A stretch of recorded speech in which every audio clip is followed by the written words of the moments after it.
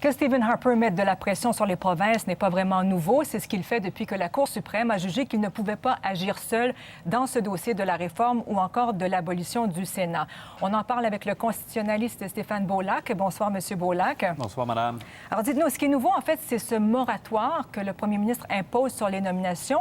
Alors, la première question, est-ce qu'il le peut au plan constitutionnel? Bien, écoutez, la première chose que je soulignerai, c'est que la déclaration du premier ministre aujourd'hui, c'est un autre affront à nos institutions publiques, un affront à la règle de droit.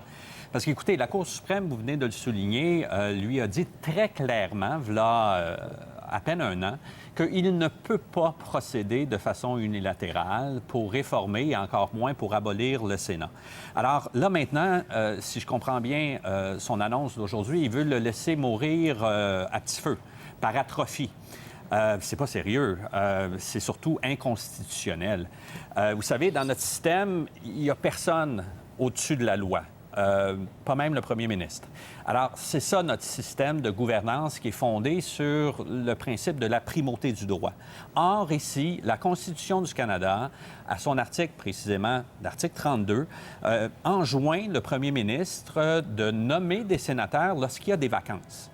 Et on comprend implicitement que ça doit se faire à l'intérieur d'un délai raisonnable. Là, maintenant, il y a 22 postes vacants et il ne procède pas aux nominations. Il y a une procédure judiciaire depuis décembre dernier devant la Cour fédérale pour justement forcer la main au premier ministre et procéder à ces nominations. Puis aujourd'hui, comble, il ne peut pas être sans savoir qu'il y a cette procédure judiciaire. Il vient de confirmer, et ajoute l'insulte à l'injure, si je puis dire, en confirmant qu'il impose un moratoire pour essentiellement rendre cette institution complètement dysfonctionnelle, pour la paralyser, voire même paralyser le Parlement du Canada à terme. Donc, ce sera probablement aux tribunaux d'intervenir encore une fois dans cette histoire-là. Mais quand il dit aux provinces, c'est à vous de vous organiser, on l'a vu dans le reportage, les intérêts sont différents. Le Québec a besoin ou veut garder cette représentativité à la Chambre haute.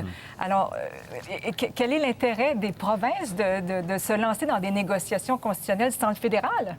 Mais c'est ça, c'est très théorique. Jusqu'à maintenant, évidemment, il fait référence à l'intransigeance des positions provinciales. Or, il n'y a aucune conférence constitutionnelle qui a été appelée, qui est prévue. Alors, c'est sur les positions exprimées par les premiers ministres, puis c'est de bonne guerre dans le cadre d'une future négociation qui ne veulent pas nécessairement tout mettre sur la table immédiatement. Mais au-delà de ça, Madame, qu'est-ce que je ne comprends pas de la raison première soulignée par le premier ministre Harper aujourd'hui, c'est qu'il semble suggérer que ça va mettre de la pression sur les provinces pour venir à la table de négociation. Je ne comprends pas en quoi rendre le Sénat du Canada encore plus dysfonctionnel qu'il l'est maintenant, que ça va amener les provinces à bouger plus rapidement. C'est juste le Parlement canadien qui va fonctionner, qui va paralyser en faisant une telle chose. J'ajouterais aussi, il a parlé d'un avantage pour les contribuables canadiens parce que le fait de ne pas pourvoir ces postes-là fait économiser des millions de dollars.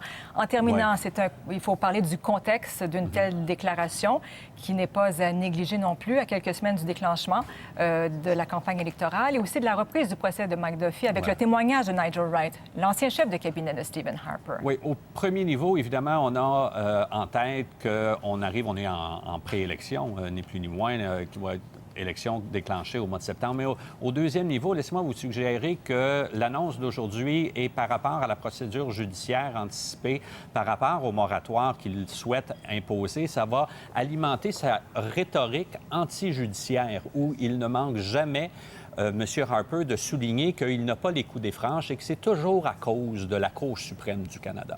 Alors, c'est qu'est-ce que je crains le plus? Un dossier à suivre. On va en parler, c'est sûr, lors de cette campagne électorale. Merci beaucoup, M. Beaulac, d'avoir été avec nous ce soir. Au plaisir, Madame. Merci.